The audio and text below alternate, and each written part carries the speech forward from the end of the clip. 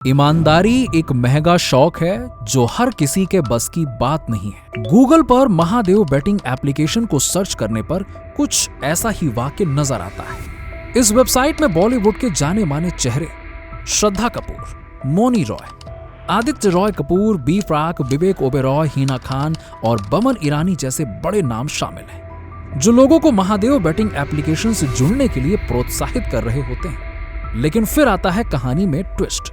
जिस Mahadev betting application को पूरा का पूरा बॉलीवुड प्रमोट करने में लगा था, वही आने वाले समय में उनके लिए बड़ी मुसीबत खड़ी करने वाला था। सट्टेबाजी के इस गढ़ ने बॉलीवुड के कलाकारों का मुंह काला करके रख दिया।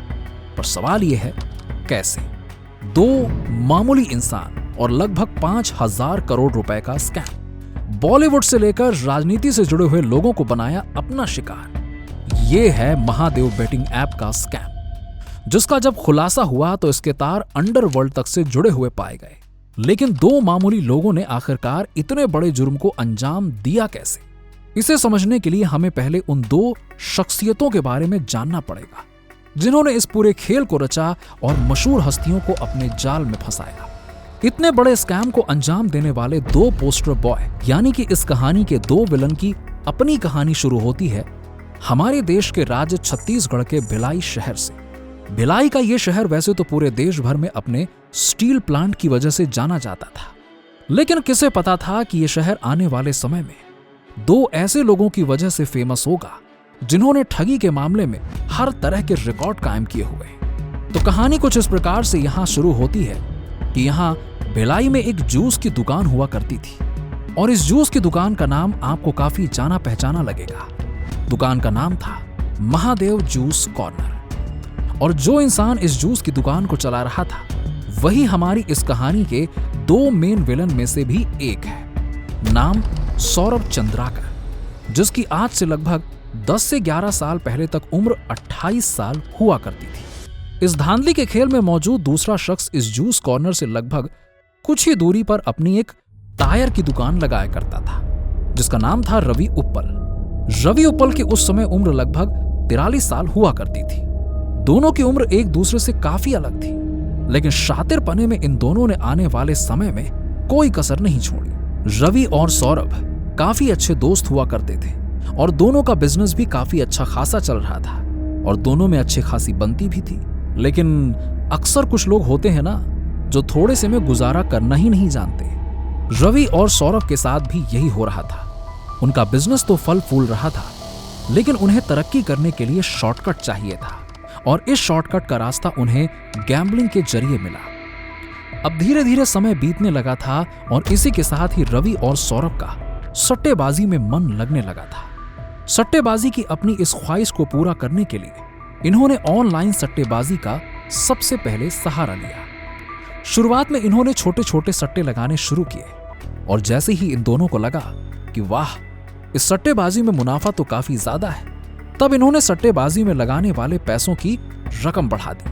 सब कुछ सही चल रहा था, लेकिन तभी कहानी में आता है एक ट्विस्ट, जो इन दोनों की रातों की नींद उड़ा देता है। जिन पैसों को इन्होंने सट्टे में लगाया था, वहां इन्हें अब नुकसान होने लगा था, और नुकसान भी ऐसा वैसा नहीं, बल्कि भारी नुकसान। सट्टेबाजी में अपनी किस्मत आजमाते आजमाते अब साल आ चुका था 2018 का, और बीते कुछ सालों में सौरभ लगभग 15 लाख से भी ज्यादा की रकम सट्टेबाजी में खो चुका था, और वहीं उसका दोस्त रवि उप्पल लगभग 10 लाख रुपए से भी ऊपर का नुकसान करवा चुका था। सट्टेबाजी की राह पर चलकर अमीर होने का इन दोनों का सपना चूर चूर होने लगा। सट्टेबाजी में हारा हुआ पैसा, और जिस एप्लीकेशन के जरिए ये लोग सट्टा लगा रहे थे, उसका पैसा न भर पाने की वजह से इन दोनों के ऊपर सट्टेबाजी की दुनिया के गुरुओं का दबाव बढ़ने लगा, और इस दबाव ने इन दोनों लोगों को एक ऐसा फैसला लेने पर मजबूर कर दिया जो शायद उन दोनों की जिंदगी का टर्निंग पॉइंट था। एक ऐसा फैसला जिसे अगर ये नहीं लेते तो शायद जुर्म की दुनिया में इन दोनों का नाम कभी नहीं आता। कंगाली के दलदल में फंस चुके सौरभ और रवि को सिर्फ एक ही सुझाव आया, और वो था देश छोड़कर भाग जाना। एक रोज इन दोनों ने दुबई का टिकट कटाया और पहुंच गए एक नए देश में, जहां से अब शुरू होने वाली थी इन दोनों की दूसरी कहानी। यहां दोनों की मुलाकात अब एक पाकिस्तानी से होती है, जो इन दोनों को एक शेख के पास लेकर जाता है। रवि और सौरभ ने सट्टेबाजी में खूब हाथ गंदे किए थे और उन्हें मालूम था कि इस बिजनेस में बेशुमार पैसा है, और इसी पैसे की लालच उन्होंने उस शेख को भी दे दी और पेश कर दिया अपने ऑनलाइन बेटिंग ऐप का एक प्लान। यही वो प्लान है जो आगे आने वाले समय में बॉलीवुड के मशहूर कलाकारों के लिए घाटे का सौदा साबित होने वाला था। यही वो प्लान था जो आने वाले कुछ सालों में छत्तीसगढ़ के चीफ मिनिस्टर मुकेश बघेल को भी अपनी चपेट में लेने वाला था। सौरभ और रवि का लोगों को ठगने वाला प्लान अब पूरी तरीके से तैयार हो चुका था, और जो पैसा इन्होंने सट्टेबाजी में खोया था उसे वापस कमाने की इनके अंदर अब एक होड़ सी लग चुकी थी। अब आता है साल 2020, जब एक तरफ देश कोरोना की महामारी से परेशान लॉकडाउन की चपेट में जा चुका था, तो वहीं दूसरी तरफ रवि और सौरभ अपने इस प्लान को अंजाम देने में लगे हुए थे। उनके सामने अब चुनौती थी कि कैसे इस एप्लीकेशन को डिजाइन किया जाए। इसके लिए उन्होंने यूरोप से कोडर हायर किए। इन कोडर का काम था एक वेबसाइट और एप्लीकेशन को बनाना, जिसका नाम इन दोनों ने महादेव बुक रखा था। वही नाम जो आज से लगभग कुछ साल पहले सौरभ की जूस कॉर्नर का हुआ करता था। इस बेटिंग एप्लीकेशन के जरिए रवि और सौरभ अब लोगों के द्वारा अलग अलग खेलों के ऊपर सट्टा लगवाने लगे थे, जैसे कि football, cricket, table tennis, basketball, poker और 3 पत्ती जैसे ताश के खेल और भी बहुत सारे खेल। इन दोनों का खेल से मन नहीं भरा, इसलिए इन्होंने लोगों से भारत में होने वाले चुनाव के ऊपर भी सट्टा लगवाना शुरू किया, जैसे किस पार्टी को कितनी सीट मिलने वाली है, कौन जीतने वाला है आदि। अब जो सट्टा लगाता है और अगर जीता तो उसे इनाम मिलता। जिस सट्टेबाजी के खेल ने रवि और सौरभ को सड़क पर ला दिया था, अब ये दोनों इस खेल का इस्तेमाल करके लोगों की जेब ढीली करने के मकसद से आगे बढ़ रहे थे। अब कुछ ही समय में लोगों के लिए ये एप्लीकेशन एक पैसे का स्रोत बन चुका था, लेकिन उन्हें ये नहीं पता था कि इस एप्लीकेशन के जरिए उनके साथ कितनी बड़ी धांधली की जा रही है। महादेव बेटिंग एप्लीकेशन के काम करने का तरीका। दुबई का शहर इस बेटिंग एप्लीकेशन का गढ़ बना, और यहीं से रवि और सौरभ इस एप्लीकेशन को पूरी दुनिया भर में प्रमोट किया करते थे। अपनी इस कंपनी में इन दोनों ने छत्तीसगढ़ के कई लोगों को नौकरी दे दी। इस एप्लीकेशन का काम पैनल के जरिए होता था, जिसे ब्रांच भी कह सकते हैं, और अगर किसी को यह पैनल खरीदना होता है तो उसे एक लिमिटेड अमाउंट पे करना होता है। एक तरह से कहें तो यह पूरा का पूरा मॉडल एक फ्रेंचाइजी मॉडल की तरह बनाया गया था। रवि और सौरभ ने अपने शातिर प्लान के तहत इस एप्लीकेशन को तेजी से प्रमोट करना शुरू कर दिया। रवि और सौरभ ने अपनी इस वेबसाइट पर एक शर्त रखी कि हमारा सारा काम सिर्फ और सिर्फ व्हाट्सएप के जरिए होता है। लोगों को दिए जाते हैं 2 नंबर, और दोनों नंबर यूनाइटेड किंगडम के होते हैं। महादेव बेटिंग ऐप का जब बड़े लेवल पर प्रमोशन होने लगा, तब लोग इसे ऑथेंटिक समझने लगे। विज्ञापन में दिए गए नंबर पर कॉल करने पर लोगों को 2 नंबर दिए जाते। पहले नंबर के जरिए उन्हें यूजर आईडी दी जाती है, और साथ में अपने पैसे को जमा करने के लिए एक बेनामी बैंक अकाउंट दिया जाता था। अब ये वो बैंक अकाउंट होते हैं जिन्हें एक फ्रॉड तरीके से खोला गया होता है। रवि और सौरभ के जरिए दिए गए दूसरे नंबर पर लोगों को सट्टेबाजी में कमाने वाले पॉइंट्स के बदले में पैसे दिए जाते थे, यानी कि वो अपने जीते गए पैसे को विड्रॉल कर सकते हैं। रवि और सौरभ का बनाया गया ये प्लान अब तक इतना ज्यादा फुल प्रूफ हो चुका था कि लोग इस पर आंख बंद करके भरोसा करने लगे थे। शुरुआत के समय में लोगों को फायदा तो बहुत हुआ, लेकिन समय के साथ साथ लालच में आने के बाद लोग अब इस एप्लीकेशन के ऊपर बड़ा पैसा लगाने लग गए थे कि ज्यादा पैसा लगाएंगे तो ज्यादा कमाएंगे। और यही तो सौरभ और रवि का प्लान था। लोगों को छोटी छोटी विक्ट्री में खुश करने के बाद उनसे बड़ा पैसा वसूलना ही तो उनका मेन प्लान था।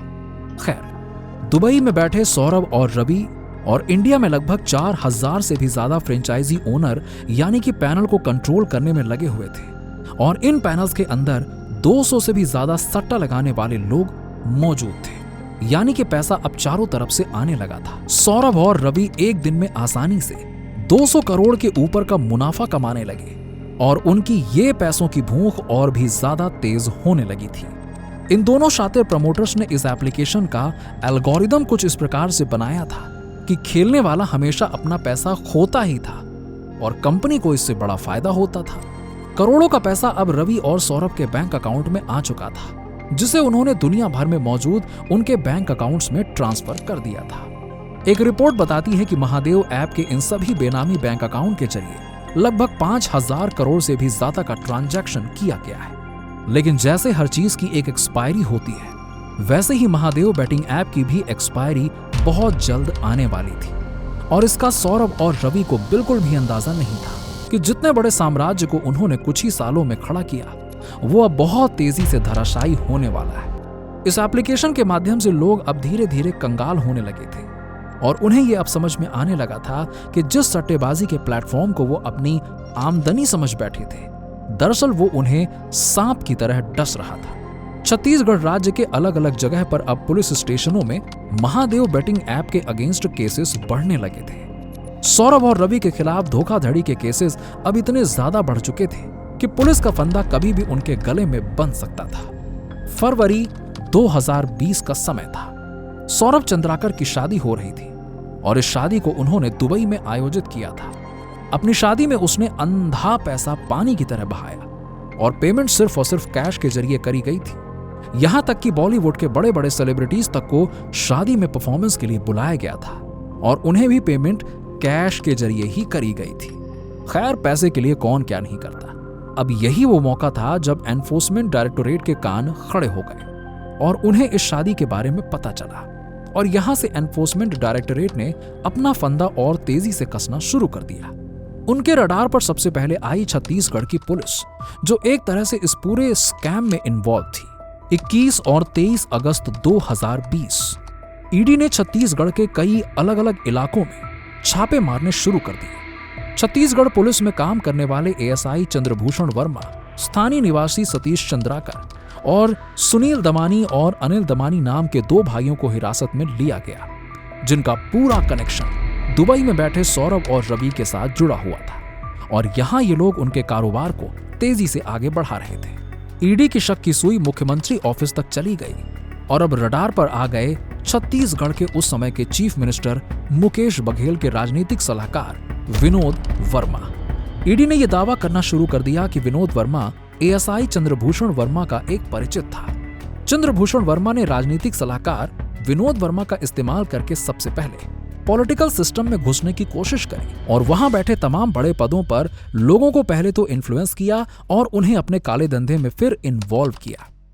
दुबई में बैठे रवि और सौरभ ये बिल्कुल भी नहीं चाहते थे कि पुलिस की कार्रवाई उनके पैनल और उनके निचले क्रम में काम करने वाले लोगों पर पड़े और बात को रफा दफा करने के लिए ही उन्होंने अपने पॉलिटिकल कनेक्शंस बनाए हुए थे ताकि बात बिगड़े तो घूस का पैसा ले देकर बात को रफा दफा किया जा सके।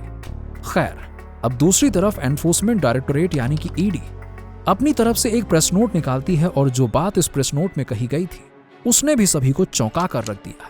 प्रेस नोट में साफ साफ लिखा हुआ था कि मुख्यमंत्री दफ्तर में मौजूद कई सीनियर अधिकारियों को घूस दी जाती थी। सारा का सारा माफिया एक सिस्टम के तहत ऑपरेट किया जा रहा था जिसमें आने वाले समय में बॉलीवुड की हस्तियां भी शामिल होने वाली थी। छत्तीसगढ़ के भिलाई में शुरू हुआ ये पूरा खेल दुबई से होता हुआ अब बॉलीवुड सेलिब्रिटीज को अपने चंगुल में कसना शुरू कर चुका था और चंगुल में फंसने वाले थे बॉलीवुड के वो नामचीन एक्टर्स जिनकी फैन फॉलोइंग सोशल मीडिया पर काफी ज्यादा है। महादेव बैटिंग ऐप के वेबसाइट पर मौजूद सभी कलाकारों का बकायदा नाम मेंशन किया गया है। श्रद्धा कपूर, मौनी रॉय, बमन ईरानी, आदित्य रॉय कपूर जैसी बड़ी बड़ी हस्तियां इस एप्लीकेशन को प्रमोट कर चुकी हैं। जब किसी चीज को प्रमोट करना होता है तब उन्हीं लोगों का सहारा लिया जाता है जिन्हें दुनिया फॉलो करती है और महादेव बैटिंग ऐप जैसे स्कैम को लोगों की नजरों में रियल दिखाने के लिए बॉलीवुड के कलाकारों से बेहतर भला किसका इस्तेमाल किया जा सकता था। रवि और सौरभ ने बड़ी चालाकी से इन बड़ी बड़ी हस्तियों को कांटेक्ट किया, कैश वाली मोटी मोटी रकम देकर अपने इस एप्लीकेशन को प्रमोट करने के लिए कहा। हर एक सेलिब्रिटी ने अच्छा खासा पैसा कमाया लेकिन उन्हें यह कमाई रास नहीं आई क्योंकि उनकी इस कमाई को जब्त करने के लिए उनके पीछे ईडी हाथ धोकर पड़ने वाली थी।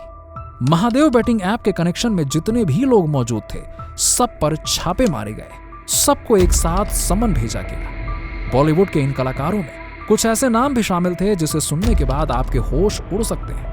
रणबीर कपूर, कपिल शर्मा जैसे इतने फेमस कलाकारों को भी महादेव बैटिंग ऐप के प्रमोशन के लिए कांटेक्ट किया गया था। रणबीर को जब एनफोर्समेंट डायरेक्टोरेट के द्वारा समन भेजा गया तब उन्हें बिल्कुल भी विश्वास नहीं हुआ कि उनके साथ हो क्या रहा है।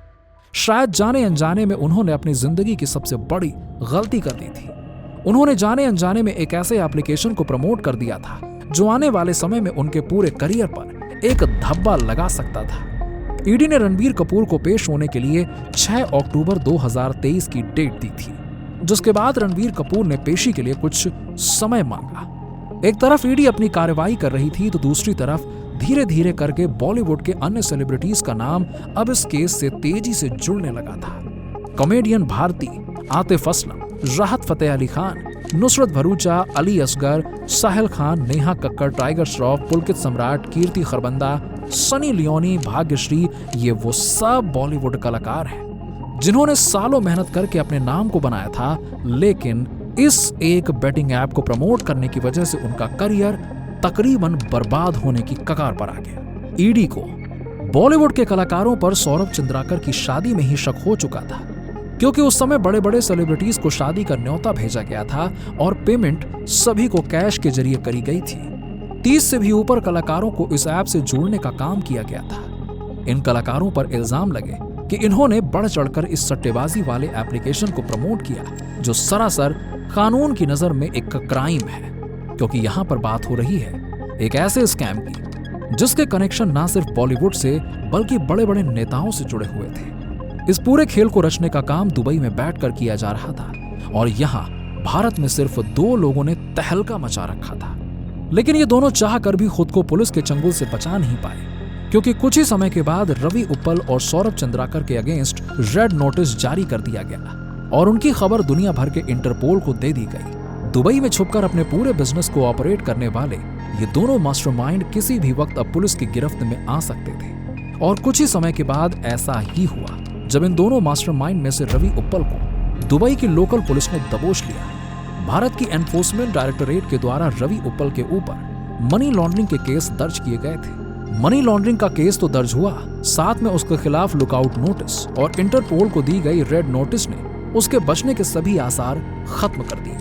एक तरफ रवि को शिकंजे में कस लिया गया और फिर एक हफ्ते के बाद उसके साथी सौरभ चंद्राकर को भी पुलिस अपने कब्जे में ले लेती है। भारत में मौजूद जयपुर के पीएमएलए कोर्ट में इन दोनों के खिलाफ एनफोर्समेंट डायरेक्टोरेट के द्वारा एक लंबी चौड़ी चार्जशीट जारी करी जाती है, जिसके तहत इन दोनों के खिलाफ आने वाले समय में कार्रवाई करी जा रही है। तो कुछ इस तरह से छत्तीसगढ़ के रहने वाले 2 मामूली लोगों ने एक फर्जी सट्टेबाजी एप्लीकेशन का सहारा लेकर 5,000 करोड़ से भी ज्यादा का स्कैम पूरे देश में किया और इस स्कैम के दलदल में फंसने वाले लोगों की लिस्ट बेहद लंबी है, जहां बॉलीवुड से लेकर राजनीति की गलियों में सक्रिय रहने वाले लोगों तक के नाम इस लिस्ट में शामिल हैं। तो इसी के साथ ही हमारी आज की इस खास पेशकश में आपके लिए सिर्फ इतना ही। लौटेंगे हम इसी तरह की एक और इंसिडेंट को लेकर।